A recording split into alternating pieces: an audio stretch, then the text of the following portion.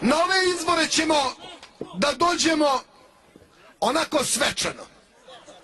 Uvijek smo išli na izbore svečano, vedra čela, uzdignute glave, za razliku od nekih ljudi koji često idu pognute glave. Ovo sad što ću da kažem važi samo za Pešterce, ne važi za one ravničare. Sutra moramo, je jedan važan ispit.